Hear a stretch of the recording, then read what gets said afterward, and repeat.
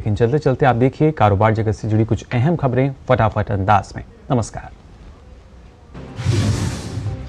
सरकारी एरोस्पेस और defence company Hindustan aeronautics limited को वित्त वर्ष 2023-24 में रिकॉर्ड राजस्व प्राप्त हुआ है। कंपनी को 29,810 करोड़ रुपए का रेवेन्यू मिला है, जो बीते साल की तुलना में 11% अधिक है। इससे पहले 2022 और 23 में भी कंपनी ने 9% की ग्रोथ हासिल की थी। तब कंपनी को कुल 26,928 करोड़ रुपए का राजस्व मिला था। एविएशन सेफ्टी को देखने वाली संस्था ब्यूरो ऑफ सिविल एविएशन सिक्योरिटी ने नई गाइडलाइंस जारी की हैं।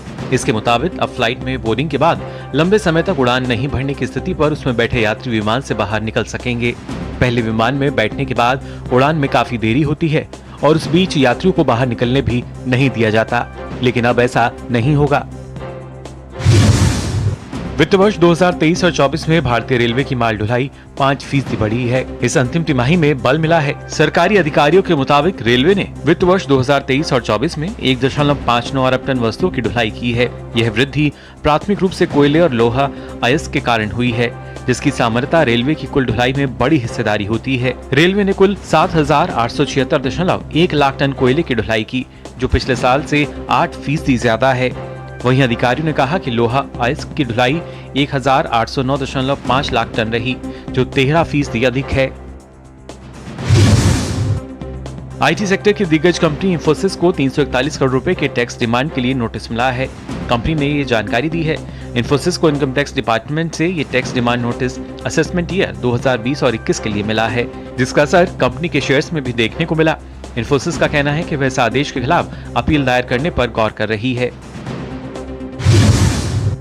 वाहन विनिर्माता टोयोटा किर्लोस्कर मोटर ने मार्च में 27,180 इकाइयों की बिक्री के साथ अब तक की सर्वाधिक मासिक थोक बिक्री दर्ज की है।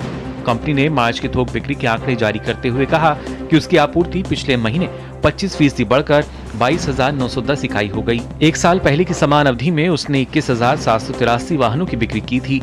वित्त वर्ष 2023 और 24 के लिए कंपनी ने 2,63,512 इकाइयों की अब तक की सर्वाधिक थोक बिक्री दर्ज की, जो 2022-23 में 1,77,683 इकाइयों की तुलना में 48% की वृद्धि दर्शाता है।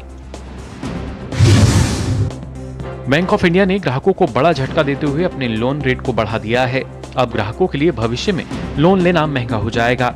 बैंक ऑफ इंडिया ने लेंडिंग रेट में 10 आधार अंकों यानी 0.10%